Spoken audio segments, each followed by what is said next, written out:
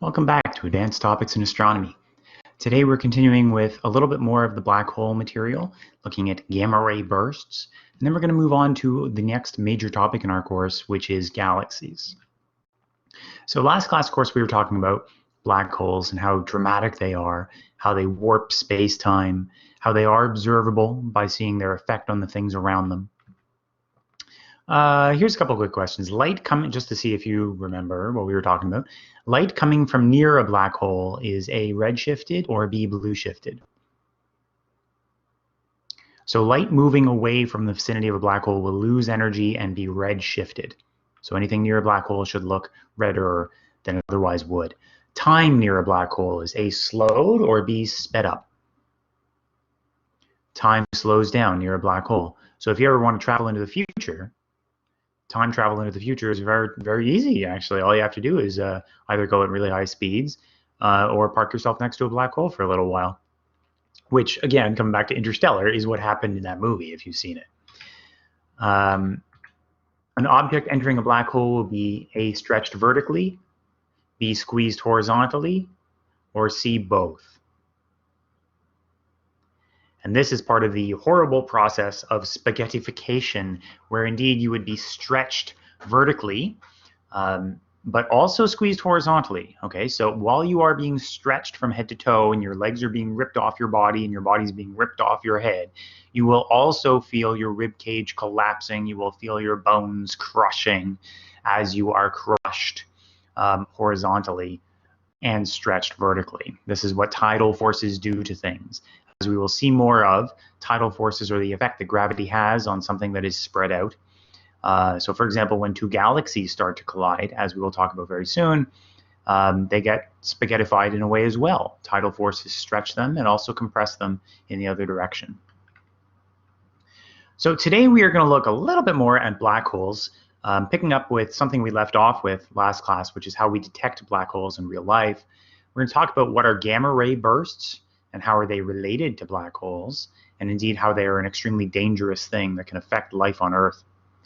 Then we're going to move on to our next major unit. So Unit 1 was talking about the universe, Unit 2 was about stars, the death of stars and corpses, Unit 3 is about galaxies. So this class we're going to be looking at how are galaxies distributed in the universe and why that is, what are the basic qualities of the major three types, which you might remember a little bit from 181, and then we're also going to see a little bit more about what they look like and why. So first off, we're going to come back to black holes and how we observe them. And as I mentioned last class, the first black hole we ever found was observed not by seeing the black hole, because of course you can't directly see a black hole ever, but the material around it can be very bright.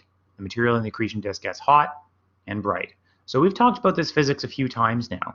For example, with X-ray binaries, when you have a star dumping material onto a massive object like a neutron star, white dwarf, or black hole, doesn't make a difference. These are all massive objects, just different levels of density.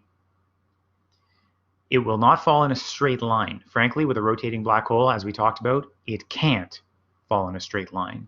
It will be swept around due to conservation of angular momentum. These are rotating objects in a rotating system, and so will enter into an accretion disk. Compared to a neutron star, a black hole's disk will have motion that is A, faster, or B, slower. Black hole has higher levels of gravity, so things will be orbiting faster. Now, there are different orbital speeds through the disk. As you get closer to the object, you orbit faster. These different orbital speeds lead to friction amongst the orbits in the disk. This leads to it getting so incredibly hot and glowing in X-ray radiation. But yeah, so around a black hole, you would expect stronger gravity, and you would expect faster motions. So if you look at the light from an accretion disk, and remember, we will not see a picture that looks like this picture coming from space. We are going to see a dot, but in that dot, there will be some blue shifted features and some red shifted features.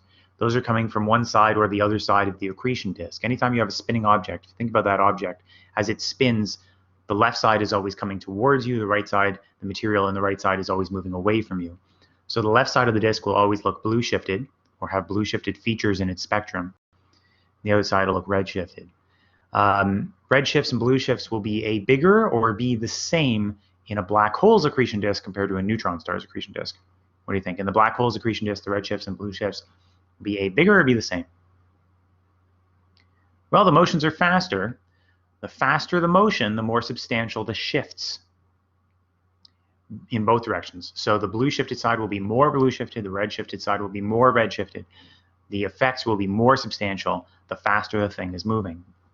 400 years ago, Kepler told us that if you can figure out the speed of an orbit, you can figure out the mass of the central object. So if we can observe the red shifts and blue shifts, we can measure the speeds in the disk, and that tells us about the central object. So if we look, for example, again at Cygnus X1, there's an accretion disk around a central object. You can't zoom in. This is not a real picture. You can never zoom in enough to see what that object is. But if you measure the motions in the disk, we can tell that the central object has at least a mass of 10 solar masses.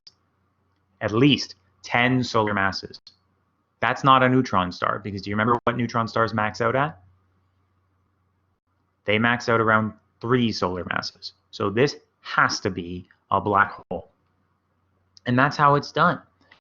It's not quite as dramatic as observing, a black dot, but, well, too bad. Nonetheless, we measured there's a black hole, right? That's still pretty awesome. And of course, we do have one picture of a black hole that we talked about last class. And again, this artist's impression, this is not what you see. Cygnus X1, this is what you see. It's a dot.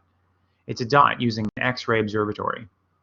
So again, not visible light. X-rays, it's just a dot. You cannot resolve it. You zoom in as much as you want, it'll still be a dot. That means you're not resolving it, right? You're not actually seeing any of the details, you're just getting a glare. But nonetheless, it's not the dot we're interested in, it's the spectrum. And the spectrum gives us far more detail. And in the spectrum, you can see such things as the red shifts and blue shifts in the accretion disk. You can see the matter flow, you can see the hot spots signature in the spectrum. You can see all this stuff. It's hard work, but it's all there.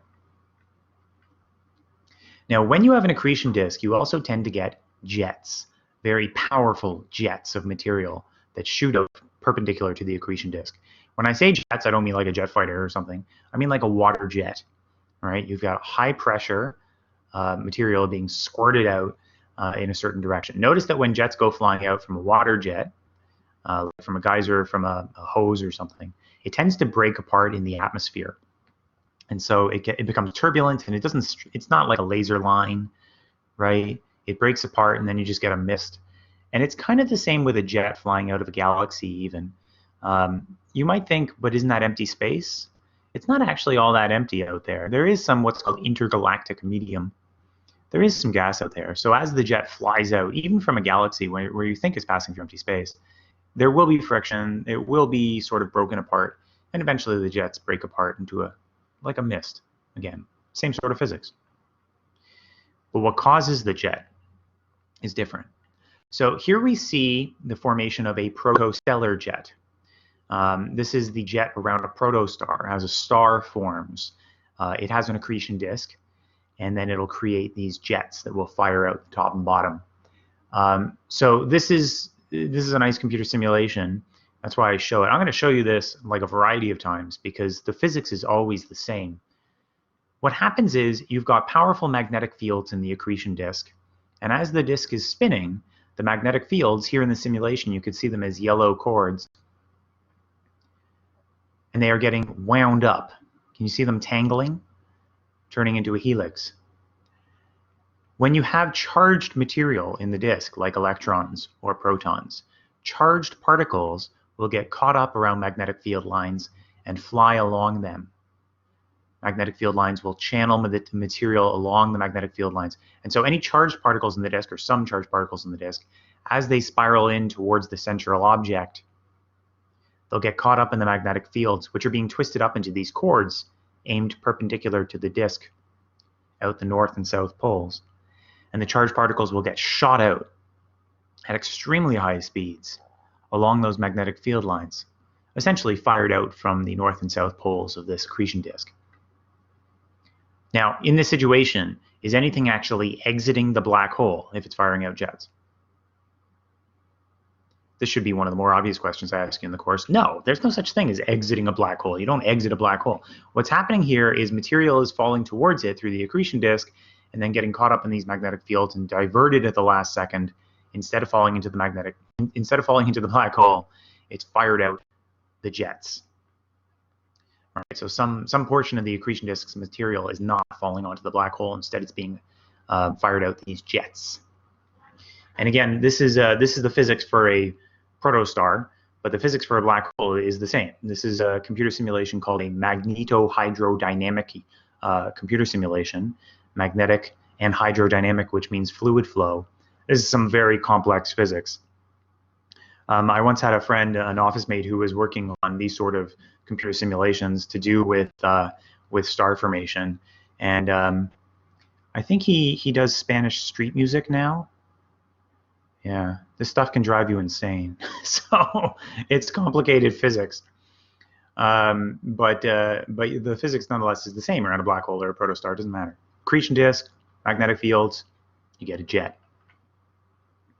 So here we see the formation of extragalactic jets from a black hole's accretion disk. If you have a supermassive black hole at the heart of a galaxy, it can often have a very powerful accretion disk, very powerful magnetic fields, firing out extremely powerful jets that end up going all the way outside the galaxy and becoming extragalactic. Here we see an actual picture of a protostellar jet. The disk is over here. It's full of dust, so it can actually be hard to see into the midline of a disk. So this jet is being fired out, and you can see it, and it's blobby, right? Check out this computer simulation below it. You can see that it naturally becomes blobby. This material has viscosity, does not fire out like a laser line. It tends to get turbulent, breaks apart into blobs.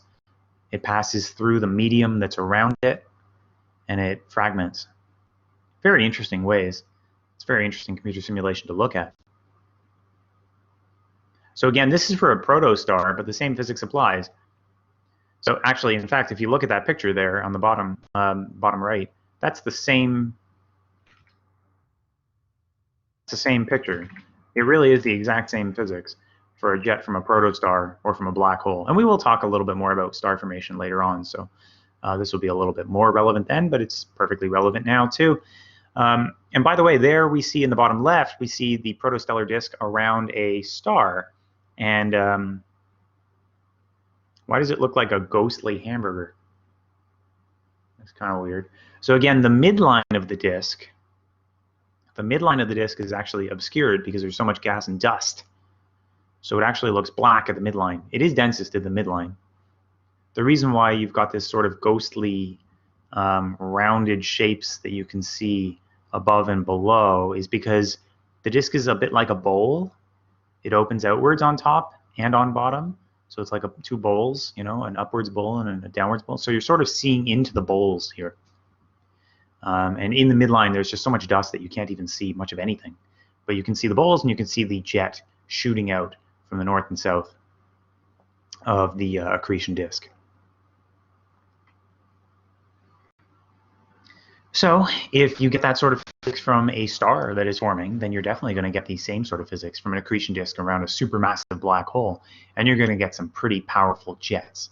So here and which we'll talk more about. Here you see Centaurus A, a nearby active galaxy where the jet is bigger than the galaxy itself. This is false color. This is not exactly what your eye would see, but huge, huge jets shooting out straight out of the galaxy. This is ARC 220. I say artist impression. It's not really an artist impression. The jet is not.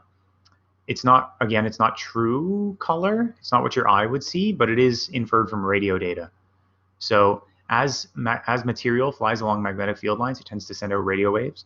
So if you want to see the jet, it's best to look in radio. But you can combine that radio data with a visible light picture, and then you get something like this. And you can see just how substantial those jets are. So it is real. M87, again, this is a real picture.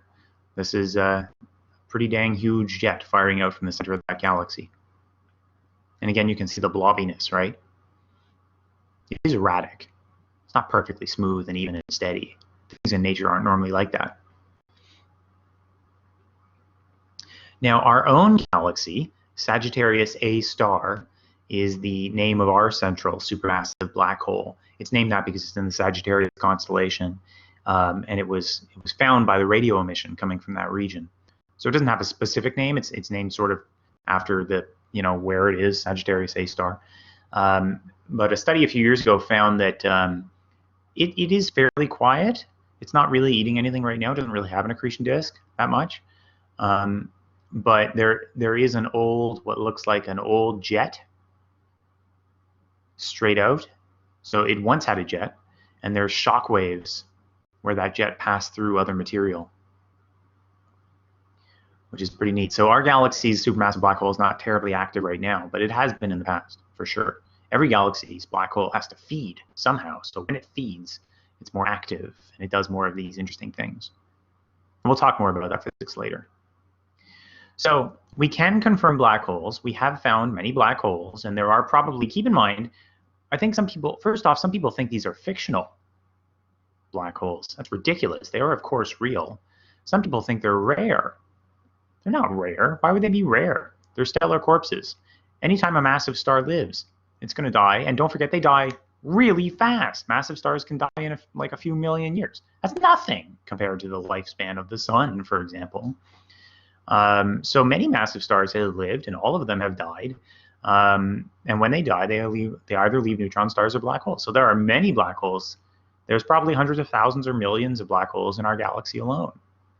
There's plenty of them. And again, are they going to suck up the galaxy? No, that's not how this works. They can float along in empty space, doing pretty much nothing at all, and no more active than any other rock floating through interstellar space. But if something actually passes near to them, then yeah, some interesting stuff can happen. Anyway, so we have found many black holes. We can measure their masses. So remember what other properties they can have? There's only 3 properties they can have: mass, charge, and angular momentum. Although so far we've never measured anything but mass off a black hole. So we can measure them to some extent. We can, when we see them and they have accretion disks, we can definitely see those accretion disks and those jets. They are extremely powerful, extremely bright if they have them. But a black hole could be, sitting in empty space doing absolutely nothing, and there's almost no chance we would ever see it because they don't emit any actual light. Nothing comes out of a black hole directly, right? Nothing. They don't directly send us any information. And yet, they can, again, the stuff around them in particular can be very, very bright. So some of the brightest single signals, some of the most powerful signals that we've ever seen in the universe are coming from black holes, highest energy events. These are called gamma ray bursts, and they can be deadly. So let's talk about gamma ray bursts. So first off, their discovery is kind of an interesting story because, as with almost everything, it was an accident. Discovery normally is. In the 60s, the US was worried that the Soviets were testing nuclear bombs. For some reason, they were even worried that the Soviets might be testing bombs on the moon. I don't know what sort of James Bond-like movie they'd been watching, but they were worried about this sort of thing. So they launched satellites that could detect nuclear bomb blasts. And what you can do to detect a nuclear bomb blast is you can try and pick up gamma ray bursts. When a nuke goes off, there's a gamma ray flash. Lasts a millionth of a second. It's not huge. But not much produces gamma rays. Okay, gamma rays are the highest energy radiation. So satellites were launched to try and pick up gamma ray flashes. And basically immediately after turning it on, they found hits. Immediately. Like, can you imagine if you were the Air Force jock sitting at the desk and you're turning on a nuke detector and immediately you're getting hits? Probably freaked right the hell out. But the hits were unusual. What they were getting were gamma ray flashes, quite powerful gamma ray flashes that lasted not a millionth of a second, but minutes even. So if that guy seriously sat there thinking that that was a nuclear bomb from the Soviets, yeah, he must have freaked out, because instead of just, that's no nuclear bomb, that is a moon destroying bomb. So yeah, I bet that was a panicky moment for a minute, but they must have realized pretty quick that's not a nuke. That is something way different in scale. And it was coming from space. It was not coming from the Soviets. So take your finger off the button, dude. Don't launch your own nukes quite yet. Let's maybe talk to the astronomers. So eventually they did. I don't know how long it took, but eventually they told the astronomers, hey, we found something pretty interesting. Keep in mind, of course, that when it comes to detectors like this, gamma ray detectors, X-ray detectors, the military always gets them first. Astronomers can have to eke out a budget and maybe eventually get a nice satellite launched into space. There's an interesting story, by the way, a few years back where the Air Force gave NASA some defunct spy satellites that they were like, we don't need these. Do you want them? And NASA was like, these are Hubble level telescopes. Yes, we want them. Anyway, that's kind of an aside. Gamma ray detectors, by the way, are very particular types of telescopes. These are not normal telescopes. Gamma rays are extremely high energy photons, right? You cannot focus them through a lens or off a mirror because they'll just blow right through. They won't bend, they won't bounce. They'll just blow right through your detector. So how do you detect gamma rays? You can't build a normal sort of telescope. Instead, what they do is you can see the Compton Gamma Ray Observatory down at the bottom right there, launched in 1991. You can see the two blobs, two little domes. Those are the detectors. They're not really telescopes, I guess, just detectors. And each of them is full of scintillation crystal. When a high energy photon strikes that crystal, it'll cause a spark, a little spark. It'll even have a little directionality to it. Cameras underneath the block of crystal will pick up the spark of light, and they can tell you, oh, we just saw a gamma ray arrive. They can even tell you where it arrived from vaguely. So they can give some level of direction, especially when you got two detectors. So when a gamma ray flash comes in from space, you can pick it up.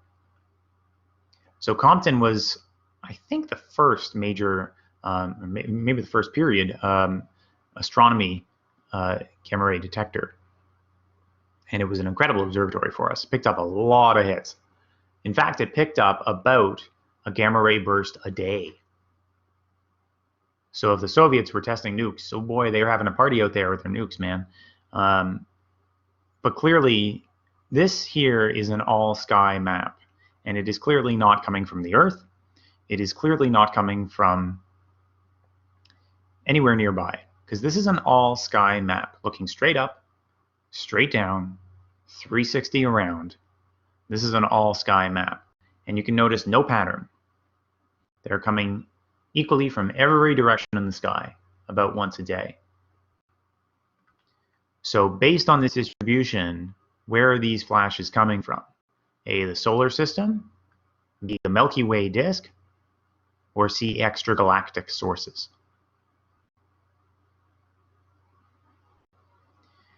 It can't be A or B for the same reason. The solar system, almost everything in the solar system is in the same plane. The solar system is a flat disk. The Milky Way is mostly a flat disk. When things come from the Milky Way, they come from the plane of the ecliptic of the Milky Way, the plane of the disk of the Milky Way. As it happens in this picture, the plane of the Milky Way is the horizontal line from negative to positive 180. That is the plane of the Milky Way. That's the way this is oriented. And there's no preference for the dots to be coming from that direction. If you want to see what it looks like when stuff is coming from the Milky Way, here it is. Here we have an all-sky survey of X-ray detections. And what you're seeing here, most of the dots are X-ray binaries, neutron stars and black holes. And you can see they're clustered towards the center of the galaxy, which is at the crosshairs, and along the midline of the galaxy, which is where basically everything in the galaxy is. That's why when you look in the night sky and you see the Milky Way, that's why it looks like a line through the night sky, a band of light. That's because it's a flat disk, the Milky Way. So the solar system ecliptic is not in the same direction, but nonetheless, if these bursts were coming from the solar system, they would also be aligned along a flat, straight line in an all-sky map. The gamma ray bursts are not coming from a flat, straight line. They are not coming from a disk that we are embedded inside. They are coming from every direction in the sky, which means they must be coming from not the Milky Way, not the solar system. They must be coming from beyond. They're coming from outside the galaxy, extragalactic. They are coming from extremely bright events happening basically anywhere in the universe. So here is one of the brightest gamma ray bursts we've ever found. The bar here has probably moved a little bit since I last checked. So March 2008, this was the last time I noted, okay, this is the brightest we've ever found. I'm sure we found something a little bit brighter, but suffice to say, this is one of the brightest. Gamma ray burst 080319b, or as I like to call him, George. And this was detected by an X-ray satellite. That right there actually is an important point. This was detected by an X-ray satellite. You can see it in X-ray on the left, and you can see it in optical, visible light, and UV on the right. So they're called gamma ray bursts because they put out a hell of a lot of gamma rays, enough gamma rays, definitely, to kill you. But they put out a lot of other stuff too. All right, they are extremely high energy events. They put out a lot. You would obviously see it with visible light. It puts out X-rays, it puts out UV, it puts out infrared, puts out everything. All right. So as much as they are gamma ray bursts, they're called that because they mostly put out a lot of gamma rays. They put out a lot of other stuff too. Okay. This thing was actually so bright that it was visible to the naked eye from 7.5 billion light years away. More than half the observable universe away. Visible to the naked eye. That's wild. So this is one of the brightest things, one of the brightest single things we've ever seen. George. Go George. So these are, generally speaking, amongst the highest total luminosity of any single flashes of anything in the universe. If it were like a light bulb, just putting out its light in all directions, then it would be mind-bogglingly, ridiculously bright. It would be brighter than 1 million Milky Ways. So generally speaking, we don't think it is like a light bulb putting out its light in all directions. We think it is more focused, all right? Focused in two beams, a little bit like a pulsar, a little bit like jets, right? So we think it's firing out tightly focused beams in two directions, like a pulsar. So then, okay, in that case, we would be seeing A, all of them, or B, only some of them. In order to see it, it would have to be pointed at you, right? So we would only see some of them. But if it is pointed at us, we will see it, and it will be mind-bogglingly bright. It is still brighter than 1,000 Milky Ways in terms of output, potentially. There is a range of these things. So what could be causing it? What could be causing it? Well, obviously, something pretty powerful. So the first guess was maybe these have something to do with supernova blasts, right? Makes sense. Here's a little fundamental physics question. What type of energy, and it is kind of obvious, what type of energy is released by dropping something or collapsing something? Nuclear, chemical, or gravitational? And of course, it's gravitational energy, okay? So like, don't overcomplicate this. If you drop something, if I drop a pen, then I'm releasing gravitational potential energy. And as the thing falls, that potential energy turns into kinetic or heat or whatever, and can release light that we would see. But gravitational energy is what happens when you drop something. A supernova would release more energy if the core collapses to become a neutron star, or if it collapses even more to make a black hole. What would release more energy? You dropping something from 1 centimeter off the floor, or you dropping something off a 10-story building? The more something falls, the more gravitational energy it releases. So this is kind of an obvious answer anyway, but like I don't think you would guess the other way. But if the core is collapsing more, all the way down to 0, right, to make a black hole, then it will release more gravitational potential energy. Neutron stars are already pretty dang compact, so you release a lot of energy forming a neutron star. But a black hole is more collapsed than a neutron star, so it will release even more energy as the material collapses to make a black hole. Again, don't get confused. I'm not saying anything is coming out of the black hole, but when a supernova goes off, some material is falling in, right? As that material falls in, it's releasing energy. So there you go. Black hole will release a lot more energy. Its formation will release a lot more energy. So when you have a supernova that collapses to make a black hole, that's a more dramatic supernova than if it's just making a neutron star, just a supernova. When it makes a black hole, we call it a hypernova. There's an underused word, hypernova. My younger daughter right now is screaming quite loudly when she gets frustrated. It's a hypernova blast. I'm going to start calling her my little hypernova. Anyway, okay, fine. So could it be that gamma ray bursts are coming from supernova blasts? Well, this is actually a fairly easy question to answer. What astronomers did is when they detected a gamma ray burst, they quickly turned their telescopes to look at it. And lo and behold, it was coming from a galaxy. So here in the left side picture, you can see there's the host galaxy, and the gamma ray burst was coming from one side of it, not the center of it, which is interesting. It's coming from like the outskirts of that galaxy, not a special or important location in the galaxy at all. So it's not to do with the supermassive black hole at the heart. It must just be coming from some random star on the edge of that galaxy. And indeed, you can see a bright light that fades over months. And we talked about this before. If you look at the brightness, the luminosity versus time over the course of about a year, the light from a supernova tends to peak and then fades away slowly over a year in a very known pattern. And so indeed, when we looked at the source of that gamma ray burst, we saw, surprise, surprise, the leftover light from a supernova blast. And we watched over the year as it faded away. And indeed, it was the light curve of a massive star supernova. So some massive star in that galaxy went supernova, blew up, and released a gamma ray burst. Now, we talked a little bit about supernova light before, and gamma ray burst didn't come up. So where's that coming from? Where's a gamma ray burst coming from? So when you have a hypernova, you can get jets. When those jets fire out the north and south pole of the forming black hole, if they're pointed at us, it'll look like a gamma ray burst. So what we're seeing are the jets from a hypernova. So here's what's actually happening. I bet you when you pictured a black hole forming at the heart of a dying star, you pictured material just falling straight in, like a ball just deflating, falling straight in and making a black hole, right? Is that what you pictured? Because that doesn't make any sense. That's not how physics works. We've talked about this before. Stuff doesn't fall straight in, does it? Nothing ever falls in straight lines. This is a rotating object. It has angular momentum.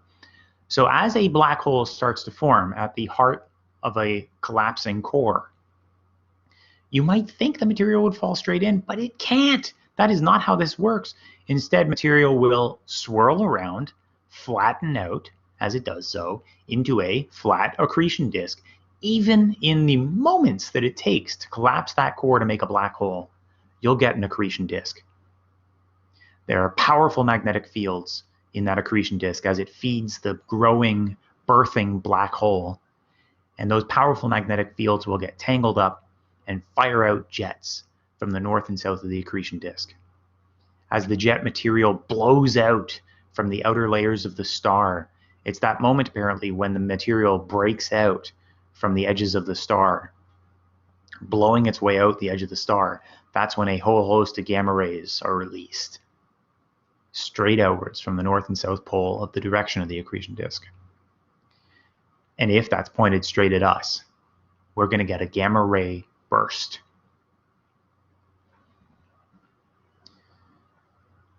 So here we see, and I'm just going to play this one.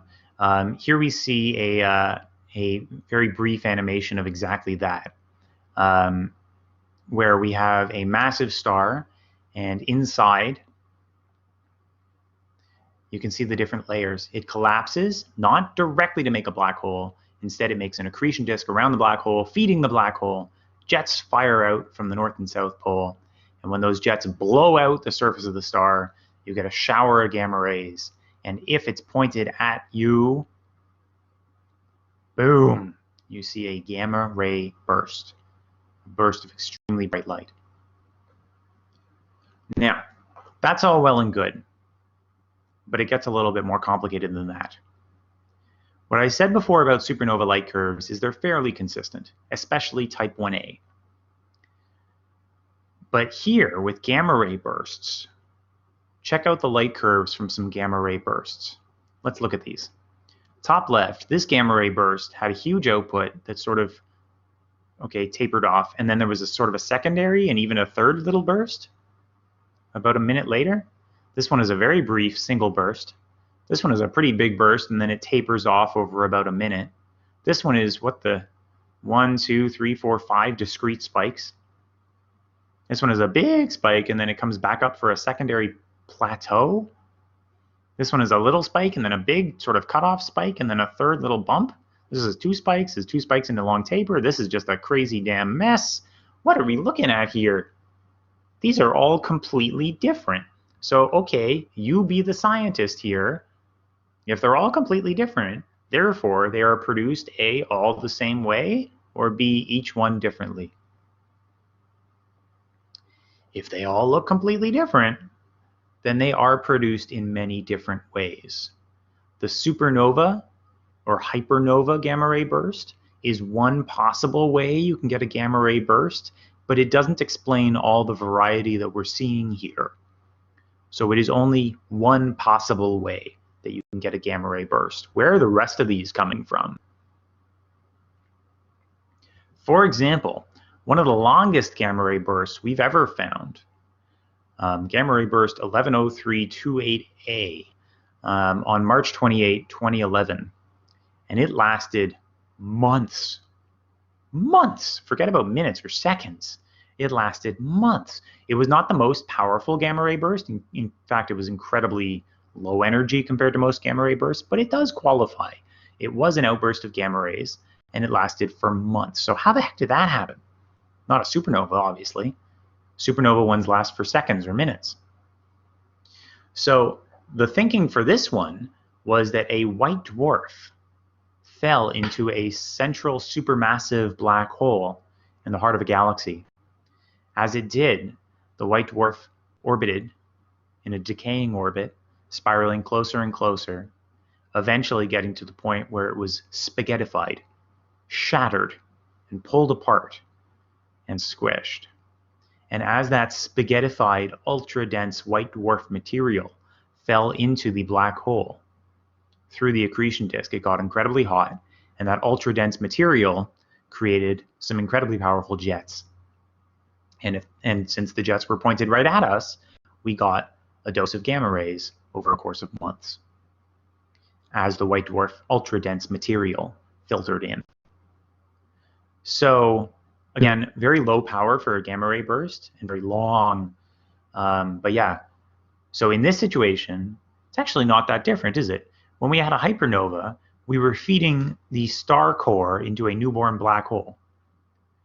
Ultra-dense material feeding into a black hole. Here we are feeding a white dwarf into a black hole, an existing black hole, but it's still ultra-dense material falling into a black hole. The physics is not all that different in the end. Here we have a little animation, and I guess I'll play it again because it's another brief one. Here we have a neutron star falling into a black hole. And in this situation, the neutron star is orbiting the black hole and is eventually broken apart, spaghettified. And again, ultra-dense material funneling through the disk. As that ultra-dense material falls into the black hole, it creates some very powerful jets, heating up the disk and the jets dramatically. And if it's pointed at us, we get a very bright flash. So that's another option to make a gamma ray burst, is you feed a neutron star into a black hole. Yet another option is what happens to collide two neutron stars to make a black hole. If you collide two neutron stars, each 1.5 solar masses, this is a computer simulation, they start to merge when they get pretty close. Starting 18 kilometers across, they start to merge in 7 milliseconds, tear each other apart.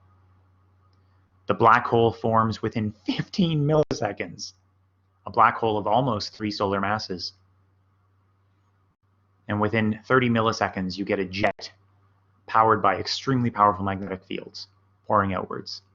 And the forming black hole is, of course, surrounded by an accretion disk. Same sort of physics. Very different situation.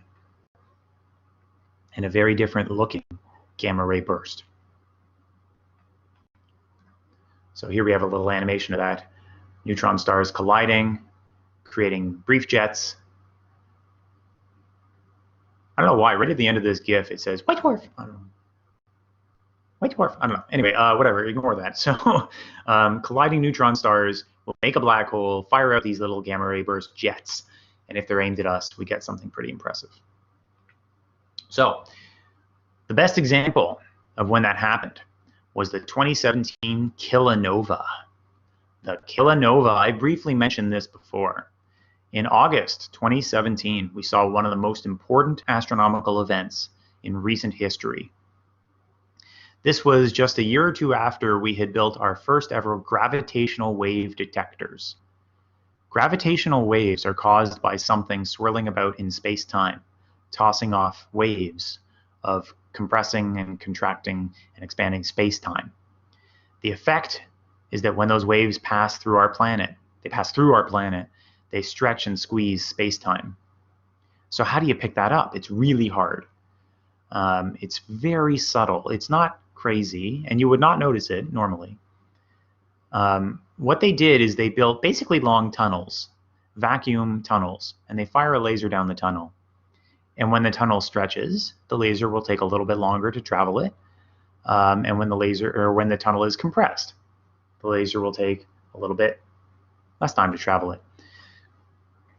In the end, they built 4-kilometer long tunnels, and they bounced the laser light down back and forth several times. They've got 2 tunnels actually that are at right angles to each other, like a big L shape. And they want to see from X, Y axis how the stretching and compressing varies. And ultimately, the stretching and squeezing, the difference in the length of the tunnel over 4 kilometers is about the width of a proton. So it's not dramatic. It was very hard to do this. It was very hard to build our first gravitational wave detectors, but we did it. And when they came online, within a few months, they managed to start finding their very first detections. And most of their detections, the first 4 were all black hole mergers. When black holes merged, they shook space-time so dramatically that we could pick it up. But in August 2017, we saw our first kilonova, where 2 neutron stars collided. It was the 5th ever gravitational wave detection. It was the first detection by both LIGO and Virgo teams. These are 2 different gravitational wave detectors. LIGO came on first, Virgo came on later, and I'm pretty sure this was actually perhaps Virgo's first detection. But in science, if you have a really important discovery, you want more than one person to see it, right? So having 2 different teams make the same detection was a very good sign for us. But this one was really special. When 2 black holes merge, there's nothing to see because they're black holes. But in this case, when 2 neutron stars collided, not only did we get a gravitational wave detection, one of the first ever, we also got a gamma ray burst from it. And we got pretty much everything else too. Basically, every telescope that existed was able to go and look at this. And that's pretty much what happened. Every telescope on Earth turned to look at this. It was detected by the Fermi and integral X-ray satellites. It was detected by visible light satellites. That's what you can see in the top left is the visible light from it. It produced pretty much everything. This makes it very special because it's one of the only cases of what's called multi-messenger astronomy in all of history. Multi-messenger astronomy is something you would not normally have heard of because it's so rare. If you think about it, astronomy is done almost entirely with light. Visible light, X-ray, gamma ray, I don't care. It's all light, electromagnetic radiation. One thing.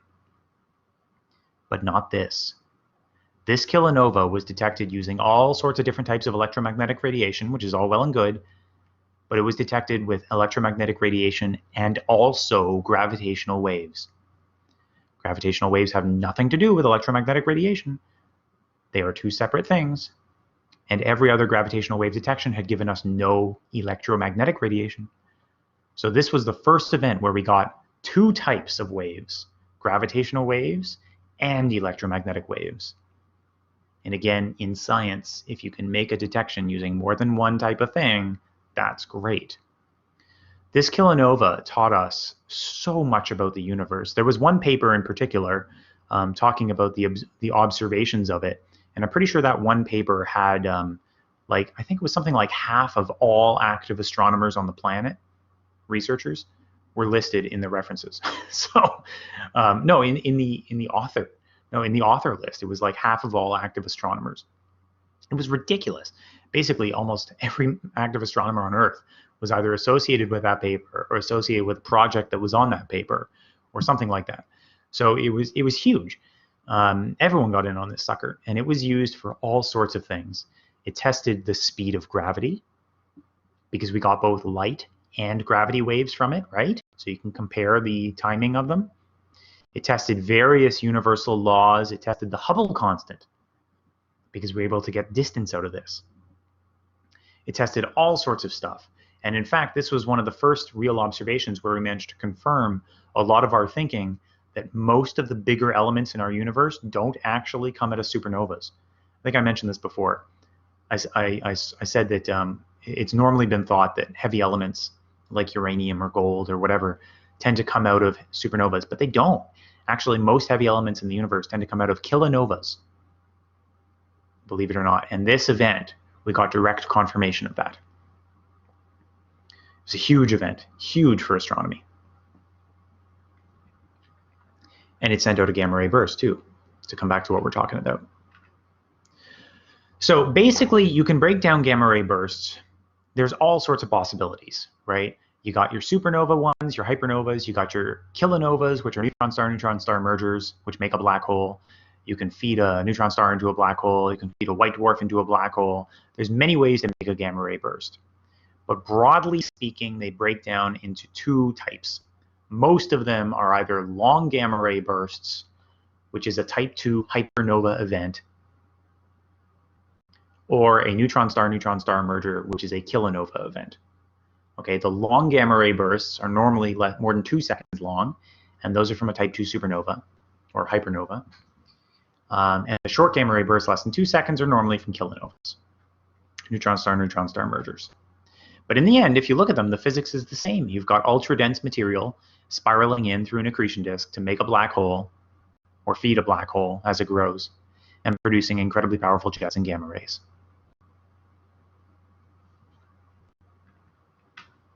Now, I said that these were dangerous.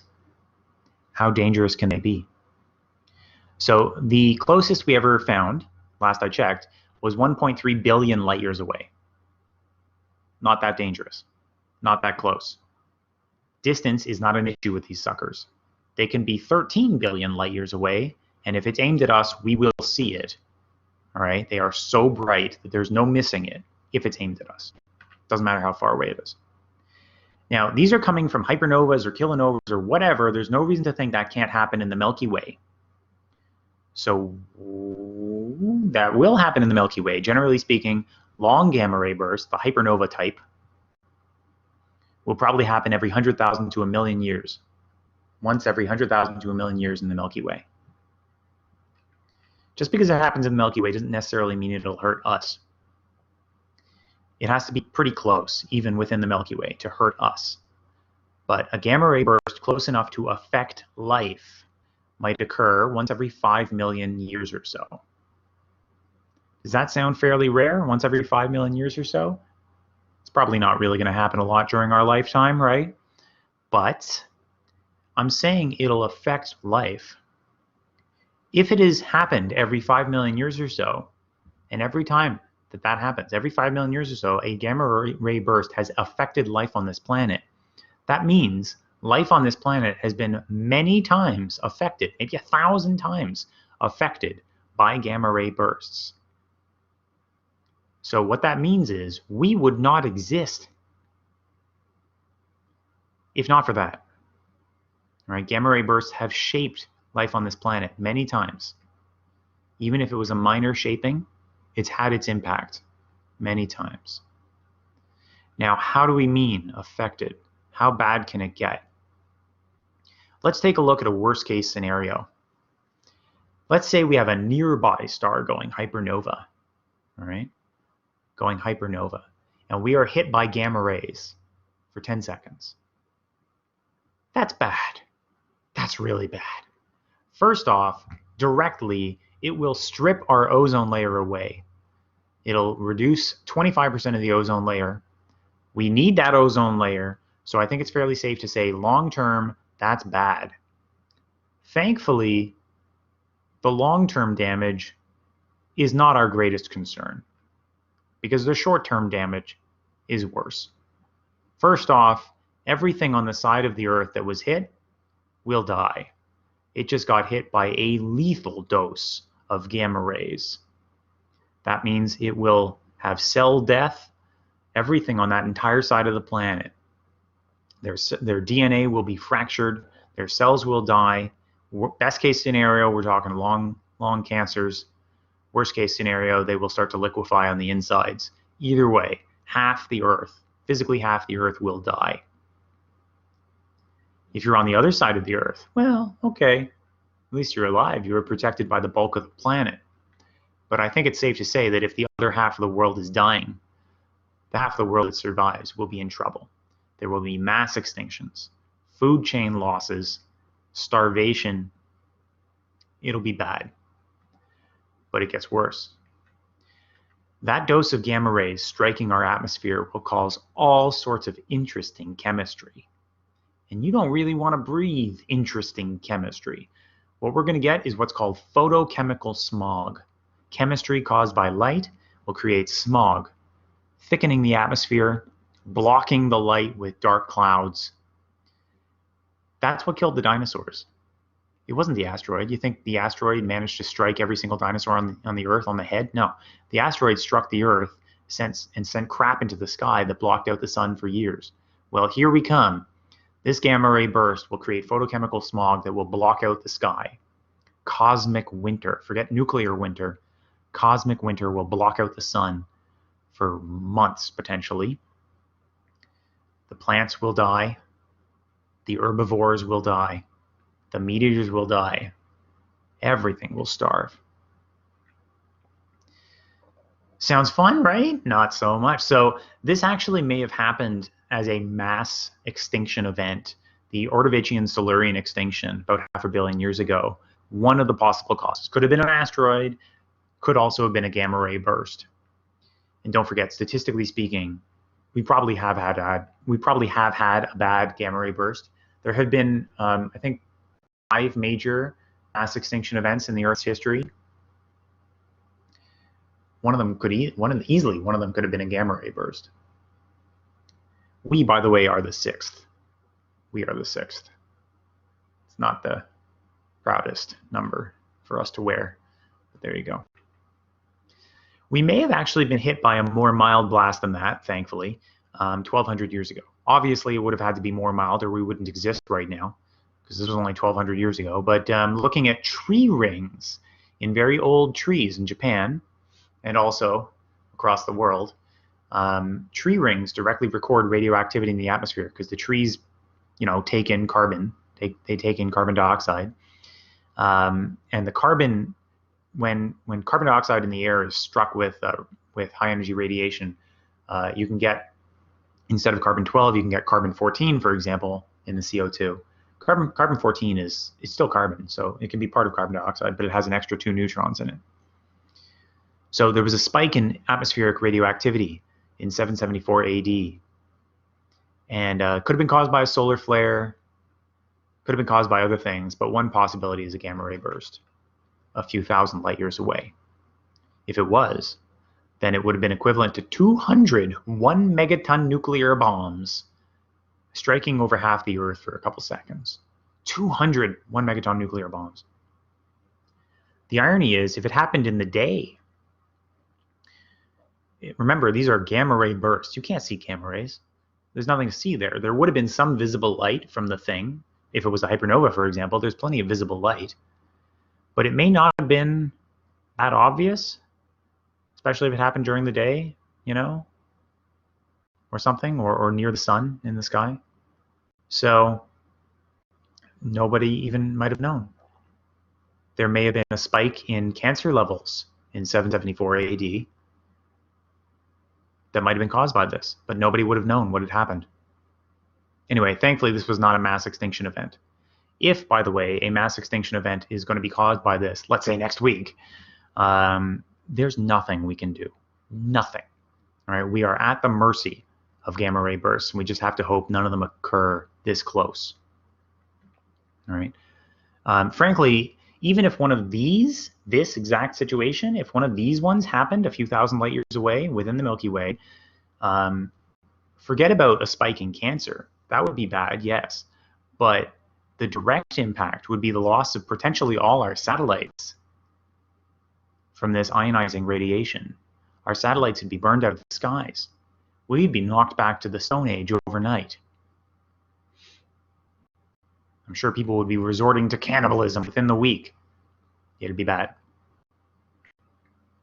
So, black holes, despite the fact that they're not even observable, can produce some of the brightest signatures in all of nature.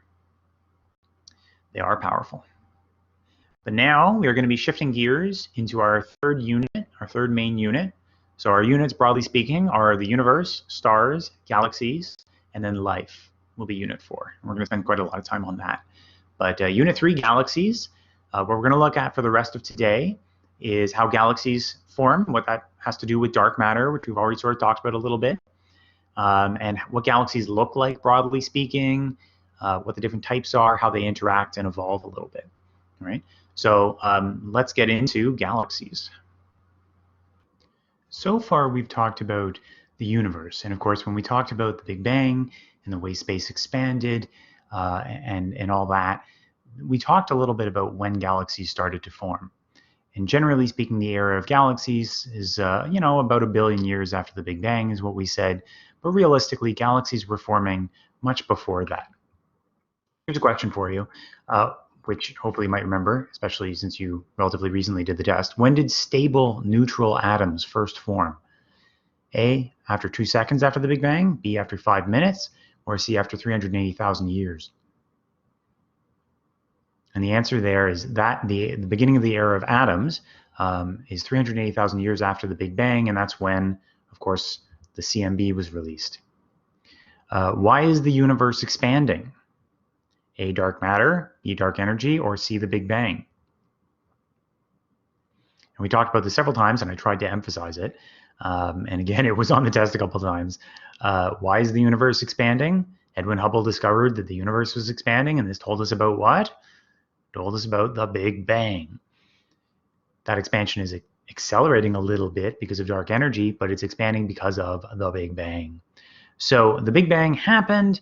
The universe, you know, has been gradually cooling off and expanding, and yet gravity was there to bring some things together and started to form galaxies. So this began with the subtle density enhancements that we talked about arose due to quantum variations that were then inflated. This means that certain areas in the universe were a little enhanced in density, a little warmer, more energy than other areas. And we can see this in the CMB light. And those areas that had a little bit more mass, a little bit higher density, they had more gravity. And so they attracted more of the material around them to collapse onto them, getting more massive, giving them more gravity, so that they attracted even more material, giving them more mass and gravity, so they attracted even more material. And so gradually, the denser regions became even denser. The emptier regions, on the other hand, became even emptier as the material fell towards the denser regions. And you can sort of see that in the animation and in the top pictures, which are just stills of the animation. And you can see something, a pattern sort of emerging, which is called the cosmic web, which is this stringy, clumpy sort of structure. Definitely not a regular structure at all, but this stringiness that looks like a cobweb, the cosmic web of material, the structures that started to form after gravity started to pull things together from the original density enhancements. Now, okay, what about that question over there? Which contains more of the universe's mass? A, dark matter, B, antimatter, or C, normal matter? And of course, the answer is dark matter. So when we talk about the formation of structure in the universe, dark matter is most of the mass. Normal matter is like less than a fifth of dark matter. So this computer simulation that you see here in the animation and stills, this computer animation is actually a simulation of dark matter. You don't need to worry about normal matter. If you want to talk about how structure formed in the universe, you can just think about the dark matter. Dark matter had most of the gravity. It pulled things together. Dark matter is 27% of the universe. Normal matter is less than 5%. So then, the initial gravitational attraction that pulled together the protogalactic clouds, clouds that would eventually become galaxies, the gravitational attraction that ended up pulling that stuff together was due to A, dark matter, or B, normal matter. And the answer is dark matter. Dark matter is most of the mass. I think I mentioned this before, that when we did the first computer simulations attempting to explain how galaxies formed, they didn't work because normal matter simply did not have the gravity to pull itself together. It's not present enough in the universe. Dark matter has far more mass and far more gravity in the universe, and so dark matter started to fall and pulled everything together, including the normal matter. It was there too. At the early stages, frankly, it didn't make much of a difference. Matter was matter. They start to behave a little bit differently when they get more dense. But at first, the material that caused most of the gravity was the dark matter. So in truth, we tend to think about our galaxy, and then we think about, oh, and there's some dark matter around that. And that's kind of backwards, isn't it? It's more that we've got a dark matter clump, and then our galaxy was pulled together thanks to that, and then kind of built up from there. So ordinary matter was pulled along with the dark matter. It responds to gravity the exact same as dark matter does. You know, gravity's gravity. So gravity started to make the dark matter clump together, and along with it, the ordinary matter. But the difference is dark matter does not feel friction, as we discussed before. And so when you have particles in motion, dark matter particles or atoms, it doesn't matter. When you have particles in motion, they will stay in motion. That's a conservation law. Energy does not disappear. So these things are going to keep flying around at high speeds unless there's friction to slow them down and make them collapse. And so when dark matter made big clumps of dense material, the dark matter stayed in a big puffy cloud. Meanwhile, the ordinary normal matter, the atoms, felt friction and spiraled in and collapsed and collapsed and collapsed until they eventually made the galaxy, lying at the heart of what we call a dark matter halo. And again, the word halo, by the way, don't picture like an angel's halo. Picture just a cloud. Okay, it's just a cloud. It's a clump of material. It's a clump of, you know, billions of solar masses of dark matter. And sitting at roughly the center of that cloud is our galaxy, built by that cloud's gravity. So if we zoom out from our galaxy, we are part of what's called the local group. And there's not a lot of patterns to see in the local group there on the left. The Milky Way is not even the biggest member, by the way. The Andromeda galaxy off to our right in the picture is the bigger galaxy. It's 2 or 3 times bigger than the Milky Way. And there's lots of little dwarf galaxies everywhere. The 2 biggest members are Andromeda and Milky Way. And there's the Triangulum and some other minor members. But if you zoom out from the Milky Way, we're not in a very important sort of region. If you zoom out from the local group, we are one small, teeny little patch in what's called the Virgo supercluster. And if you really look at the Virgo supercluster, then you can start to see that stringy, clumpy cosmic web appearance that we saw from that computer simulation of structure formation. It's called the Virgo supercluster because the biggest member of it is, of course, the Virgo cluster, which is a cluster of many galaxies. The Virgo supercluster, as you saw in that animation, everything was sort of clumping, moving towards denser regions. That's still happening.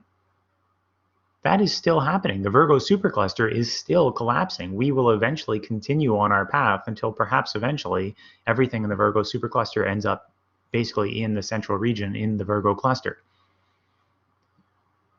Now, you might ask me, but wait a second, isn't the universe expanding? Aren't distant galaxies moving apart from each other?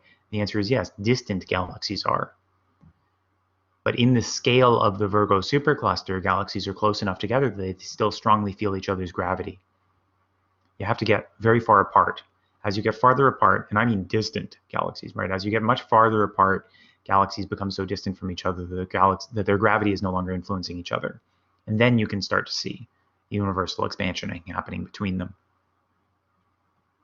So if we want to see on the really large scales, what does the cosmic web look like, right? On the biggest scales, galaxies are A, moving towards each other, or B, moving away from each other.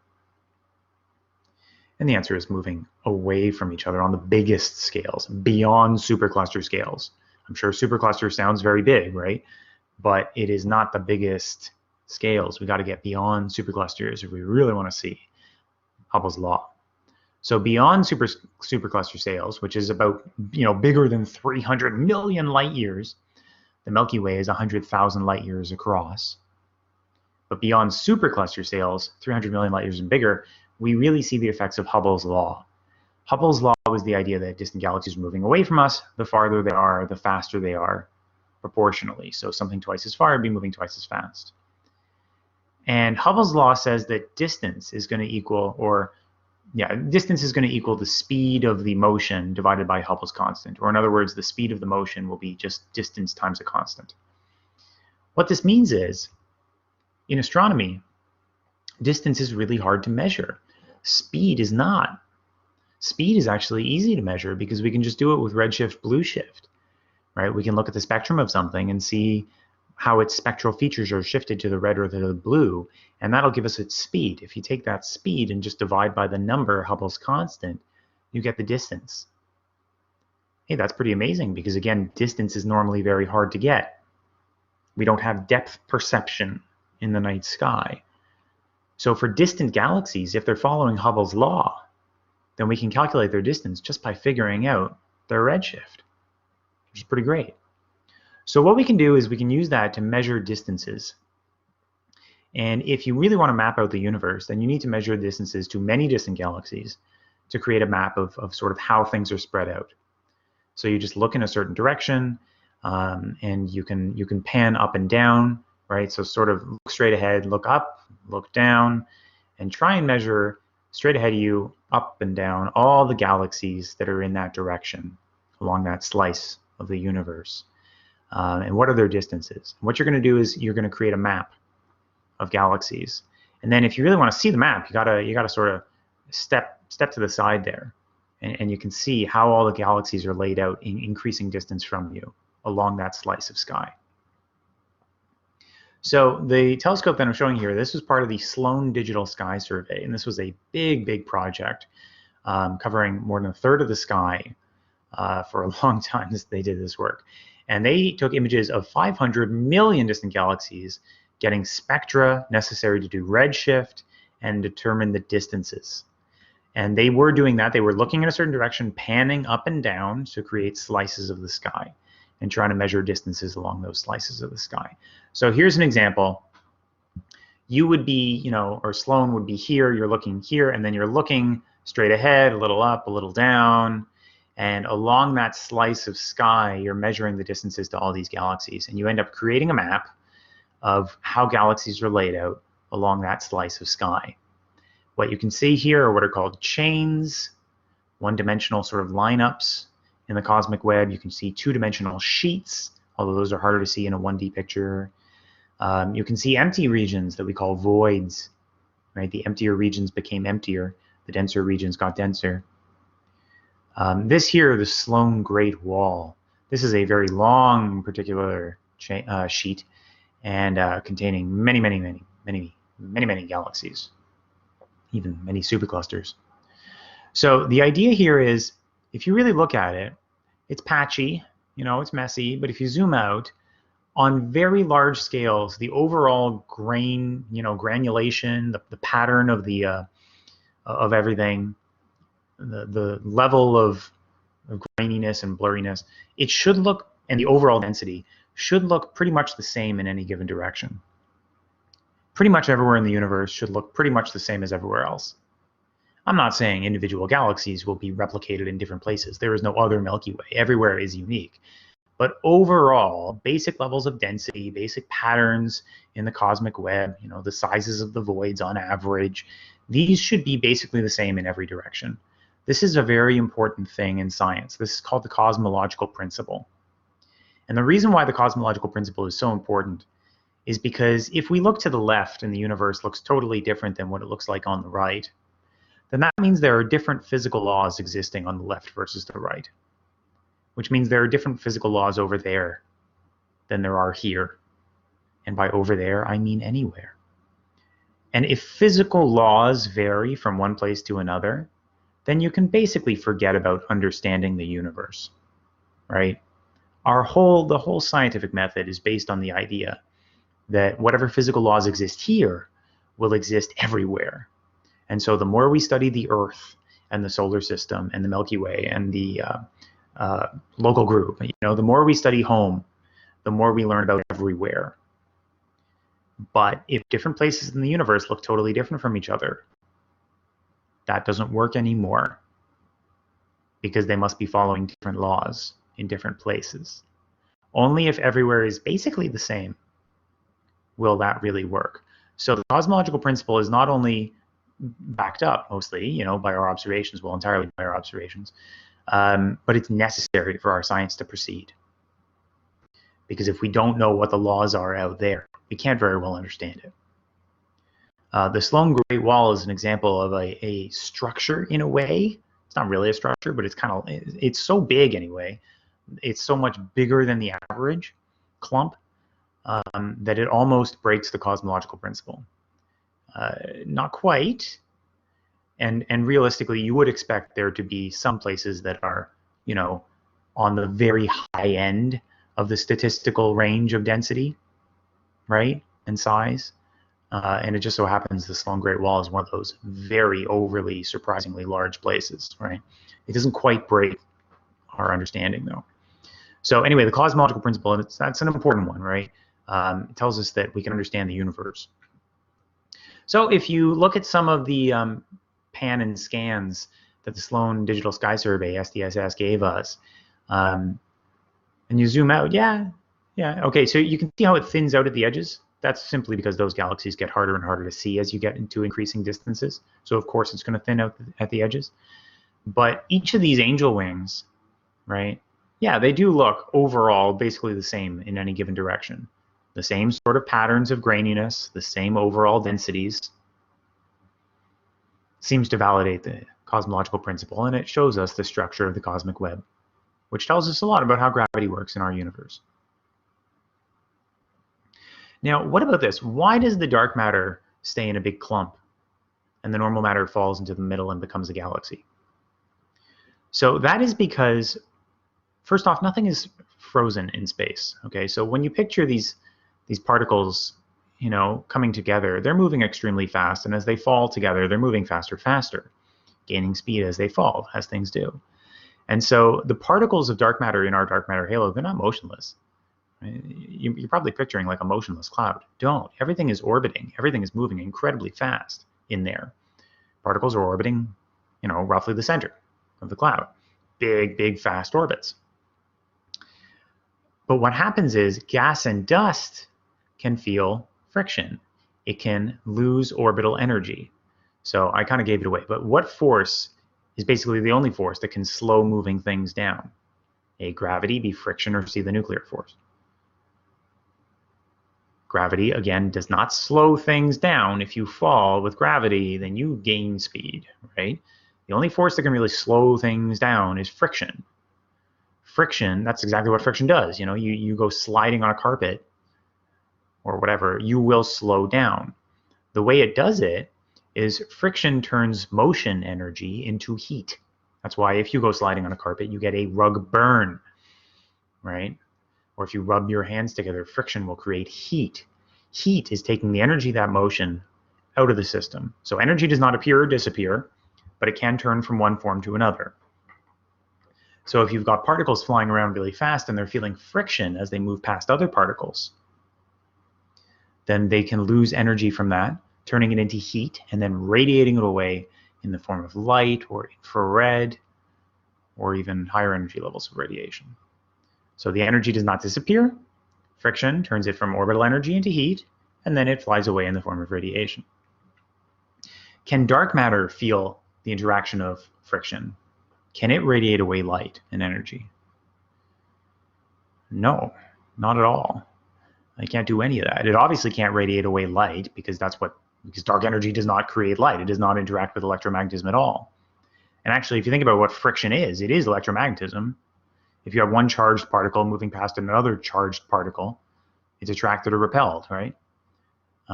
So if your hands are moving past each other, there are forces between the charged particles and the surfaces of your hands. Ultimately, that's friction.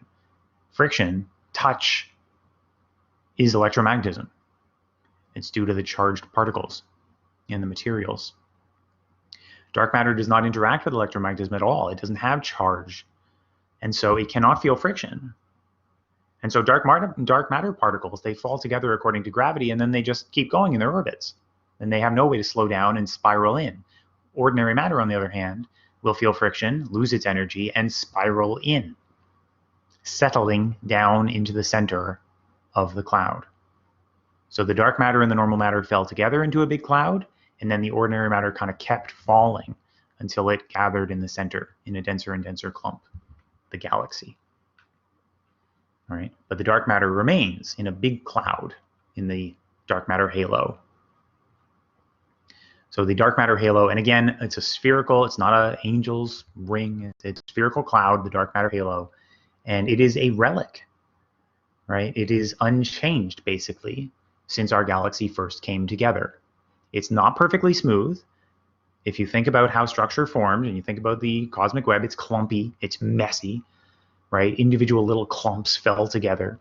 So if you could really see the dark matter cloud, it would not be some perfectly smooth, averaged out, clean sphere. It would be a mess of blobs. And oh man, if we could see it, that would be amazing, because each one of those blobs would be one of the original clumps that fell together to make what eventually became our galaxy. So we really would love to be able to see the dark matter. We would be able to look at it and in a way almost like backtrack to exactly how our galaxy formed. Exactly all the clumps that fell together to make our galaxy. So here is an attempt at actually seeing dark matter. This here is a cluster of galaxies, a very large cluster of galaxies, a million light years across plus, Abell 1689. And in this cluster of galaxies, what they did is they analyzed the levels of gravitational lensing in a really accurate way. Gravitational lensing is caused by the gravity of the cluster. It's how the gravity of the cluster is bending light. And most of the gravity of the cluster is in the dark matter. So by mapping out exactly in detail, pixel to pixel, how much lensing is happening, they were actually able to map out what the dark matter halo looks like in that cluster, which is pretty amazing. So the blurry whiteness is actually basically a map of the dark matter halo of that cluster of galaxies. And indeed, it is not a perfectly smooth, clean, perfect sphere. It's blobs, right? It's blobs of blobs of blobs, densest in the center, thinning out as you get outside. So that's an attempt to map dark matter in a very big region. It's pretty cool.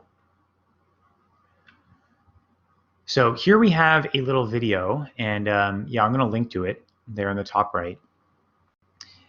And this is a computer simulation of the formation of the dark matter halo, and you can watch all the clumps falling together over time and eventually making a big clump that would represent the halo of the Milky Way. And indeed, what you can see, at the end when it all is done coming together, is the Milky Way's halo is not a perfectly smooth, clear ball. It's a bunch of blobs. And again, all these little blobs, they are the history of how the blobs of the universe came together to make our galaxy. So check out that link and come right back. Got a bunch of little videos for you. So at the center of each of these blobs, right, of each of these major blobs in the universe, each of these big dark matter halos, will eventually build a galaxy. And of course, that's our main topic, right, is galaxies. So here we see a bunch of different pictures of galaxies. All of these are spirals. This here is our close neighbor Andromeda. Perspective is obviously a big deal here. This galaxy is viewed edge on. This galaxy is viewed face on. Most galaxies are going to be something of a tilt, although it's not super obvious all the time. This here is a barred spiral, and the Milky Way is a barred spiral. This here is actually two galaxies colliding. We're going to talk about all these processes. You can see, if you look at this, this is the Sombrero galaxy. If you look at this galaxy, you can see the darkness in the midline, and that is mostly dust, right? You can see the darkness building up. The midline is where things get densest. The gas and the dust get densest. Dust really is a lot like small particulate solids, like clumps of little iron and silicate atoms and carbon atoms, and basically it's a lot like smoke. So if you have a buildup of smoke, it's going to get hard to see through, right? Most material builds up at the midline of a galaxy, and so it gets smoky. It becomes very hard to see very far into the midline of a galaxy if you're looking edge on. So it looks dark. If you look from the top, you can see where the dust is distributed, and it's not uniformly everywhere. In particular, it seems to be mostly in these spiral arms for reasons that we will talk about. So there are three major types of galaxies, as you hopefully remember from 181. You've got your spirals, you've got your ellipticals, and you've got your irregulars. Spirals are well known. They've got the bulge region. They've got the spiral arms. There's also the halo component to a spiral, which is the stars that live above and below the disk and all around. So there is the dark matter halo, but which is very big. But there's also a thin halo of stars, which is the cloud of stars that just happen to be above and below the galaxy. Those are almost impossible to see for a spiral galaxy because there's so few of them. They don't really stand out, but there are some. Now, if you Google image search galaxy, I'm going to bet that almost every single one of the pictures you get is a spiral. We are in a spiral. We tend to overstate the importance of spirals. We get a little over enthusiastic about spirals, when ellipticals and irregulars are just as common. But the problem is ellipticals don't look like anything, do they? It's just a blob of light. As a galaxy, kind of just looks like a blur. All right, okay, I guess it's a galaxy. It's not a pretty picture though, is it? The spiral is gorgeous. Irregulars can be quite pretty, but the problem is, how can I show you a picture of an irregular galaxy if you ask for what does a normal galaxy look like? By definition, irregulars are irregular, right? So we tend to mostly look at spirals, and then we kind of forget about the other two types. So let me ask you this. Which hosts the most star formation? Which of these three types is probably birthing the most stars, assuming they're all the same size? Which hosts the most star formation? A, spiral, B, elliptical, or C, irregular? What would you say? So the answer would be C, irregular. Irregular galaxies, for a reason that we will discuss, have by far the most star formation. But I bet you said spiral. So let's start with spirals, because again, we are in a spiral, and that's what we know best, I think. Spirals have the disk component, where you find the spiral arms. Oh, okay. Ooh, spirals have the disk. They have the central bulge region, and you can see it's a more rounded region, so it does bulge up out of the disk. There is a halo of stars that you can't really see, but there are stars above and below and all around the galaxy. That's the broad halo, not the dark matter halo, the stellar halo. The bulge and halo have a lot of similarities, so in some questions, it's easiest to just say bulge and halo. First off, where do we find gas and dust? Disk, bulge, halo, bulge and halo. Where do we find gas and dust? In the disk. Don't overcomplicate this. Look at it. Look at it. In the disk.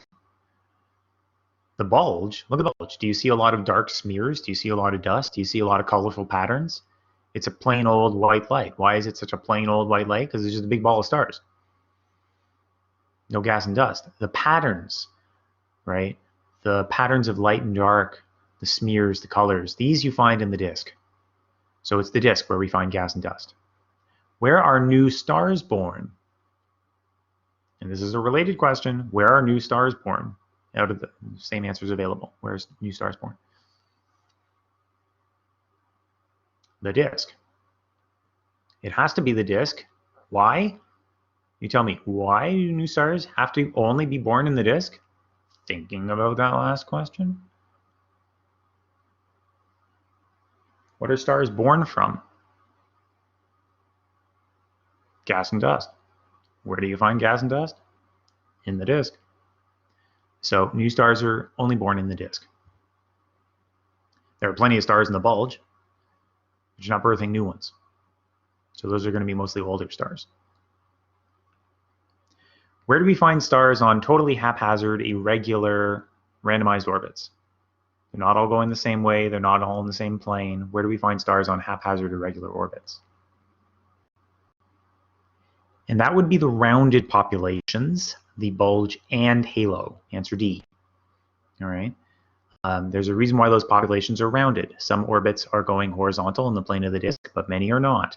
Some are going perpendicular to the disk, so they're shooting up above the plane of the disk and then down as they orbit below the plane of the disk, and they're just orbiting roughly the center of the galaxy in very haphazard, irregular orbits. That gives rise to a rounded population, which is why the bulge and the halo as well are going to be more sphere-like, whereas the disk is flat. In the disk, all the stars are orbiting the same way, clockwise or counterclockwise. They're all orbiting the same way in a fairly flat plane.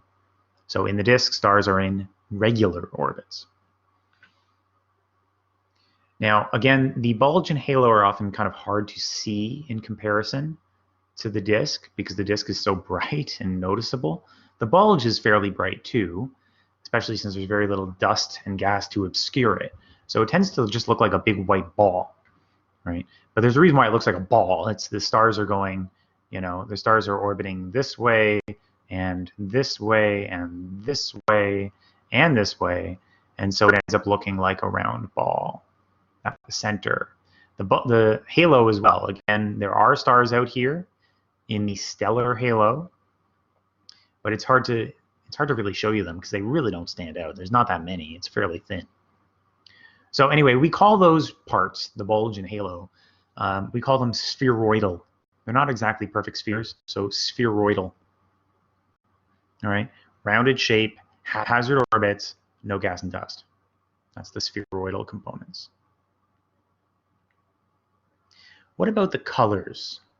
We've talked about stars already, so we know what gives rise to stellar colors and how they vary. So let's look at the colors of a galaxy. First off, which color of star lives longer? Red stars or blue stars? If you have a red star or a blue star, which one will live longer? Red stars are cool, and if you think back to the HR diagram and the main sequence, red stars are cool, low mass, long-lived stars. Blue stars are big and hot, and they do not live very long. In fact, if you think about how long they live, red stars can live for 1 trillion years. Big old blue stars, on the other hand, can burn out in less than 10 million. And 10 million, again, that sounds like a long time to a human, but 10 million to the sun is an eye blink. The sun took longer than 10 million years to be born. A bunch of blue stars would live and die their whole existence in that time scale. So anyway, if you look at a galaxy, the disk tends to look more blue. The inner regions tend to look a little bit more red. And this is very, very subtle. Okay, very subtle. The bulge, frankly, to the human eye, it mostly looks white. All right. Part of this is because if you have even a few blue stars, you may remember this, if you have even a few blue stars, they are so much brighter than the thousands of red stars you might have that they stand out, right? And so the human eye is not hugely sensitive to red anyway. So you're mostly going to have to take my word for it that the bulge is a little bit redder, but the disk is very often much bluer, all right? A reddish region is probably A, young, or B, old.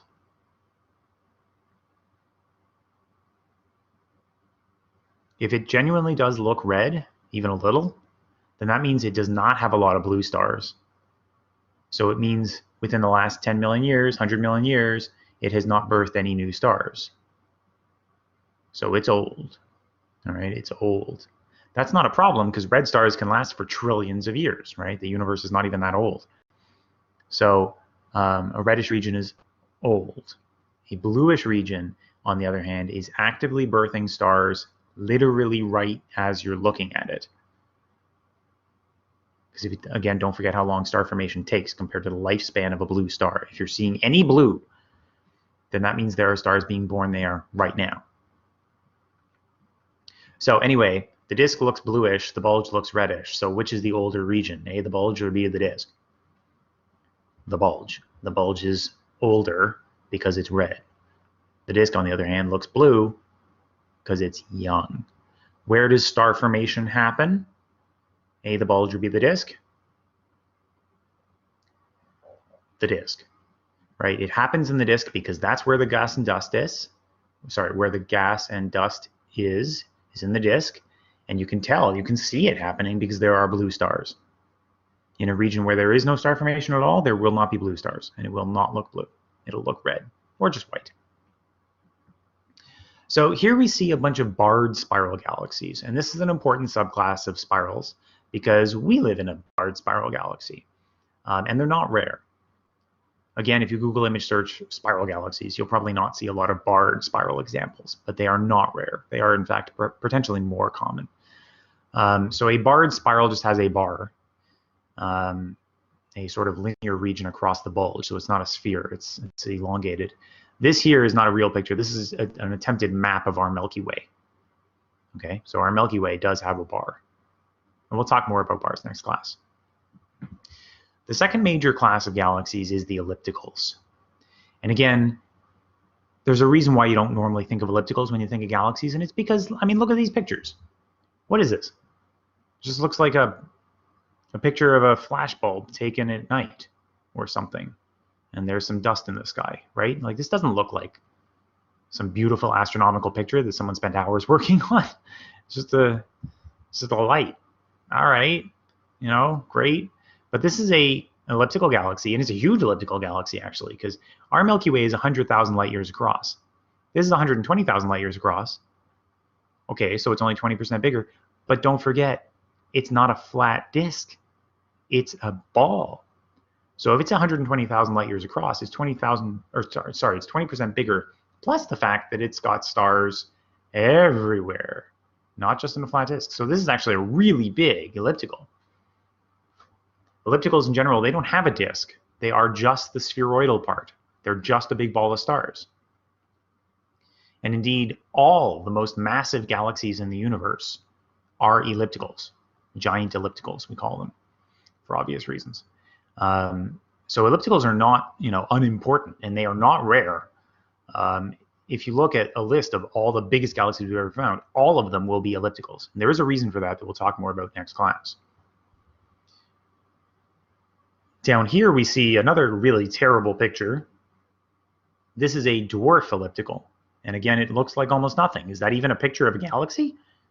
Could just be a crappy job at spray painting. But that's a dwarf elliptical.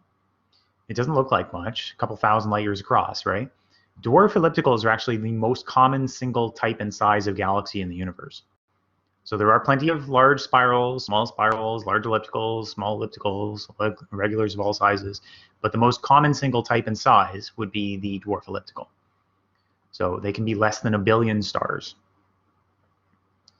And our local group, for example, has about a dozen dwarf ellipticals in it. So they're fairly common. We've got 3 main spiral galaxies in our local group and more than a dozen dwarf ellipticals, right? So they're very common. It's very easy, apparently, to form a dwarf elliptical.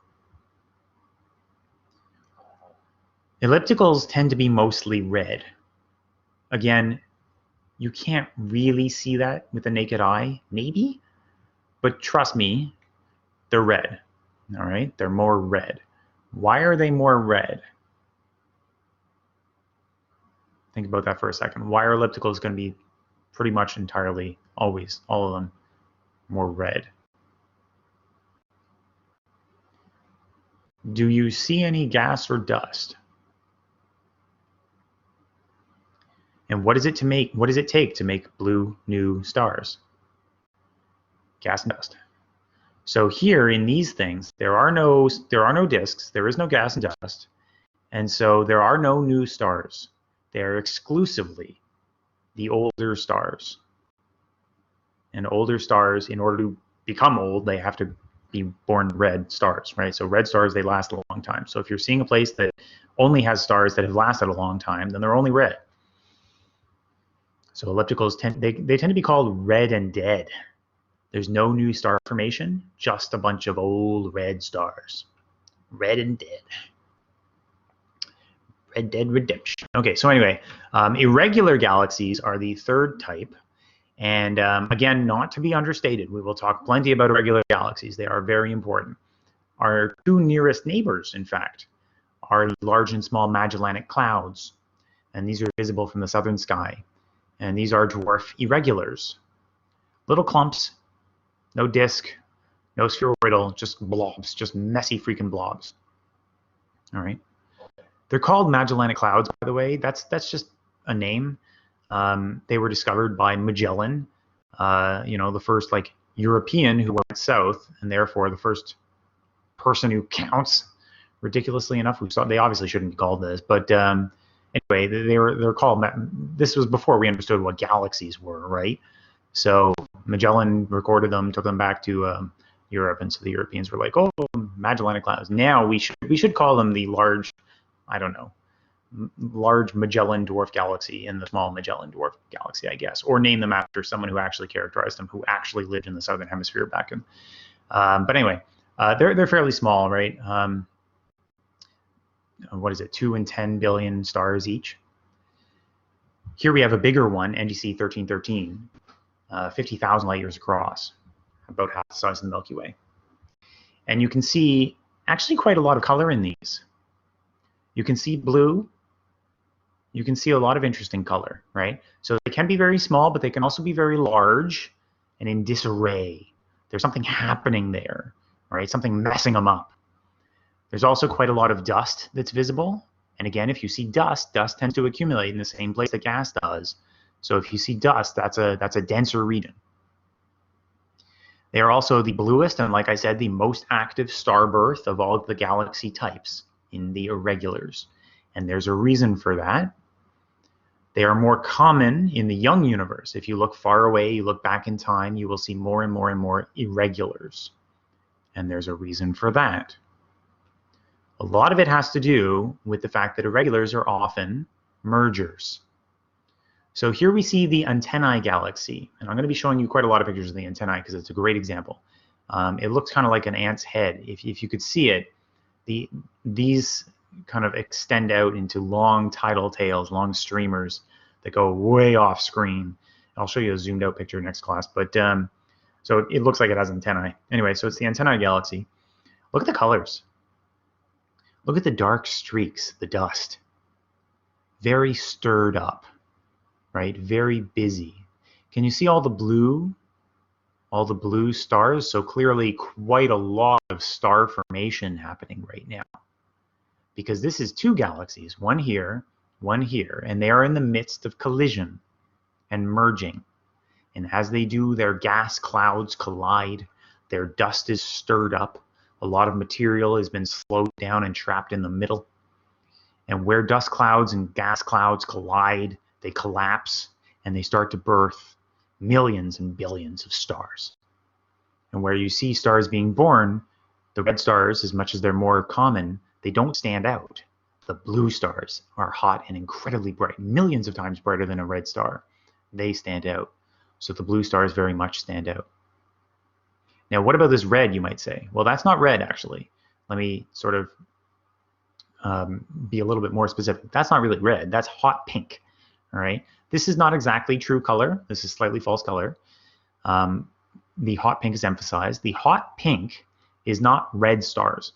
Hot pink, in pictures like this, indicates hot, normally hydrogen gas.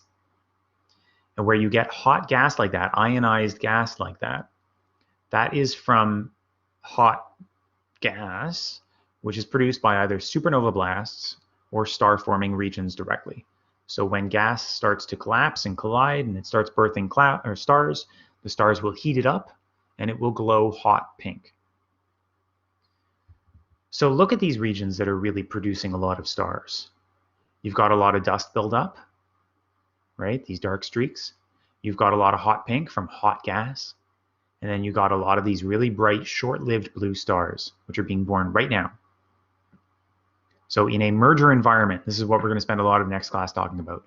In a merger environment, you get a lot of interesting things to look at. Here we see another, this is again false color with the hot pink and blue stars emphasized, but you can see a lot of the gas is being used up. There's very little gas and dust left in this cloud, this dwarf irregular. And you can see the hot pink, the gas that's heated up, that's left behind, is mostly in bubbles surrounding pockets of gas that are either forming stars or where stars are blowing up. So yeah, that's going to be hot. So that's what we're going to talk more about next class. We're going to spend next class talking about galaxies, how they form, how they collide, and how they become active and give rise to active galaxies like radio galaxies and the uber powerful quasars. So yeah, you'll hear me again next class to talk more about galaxies.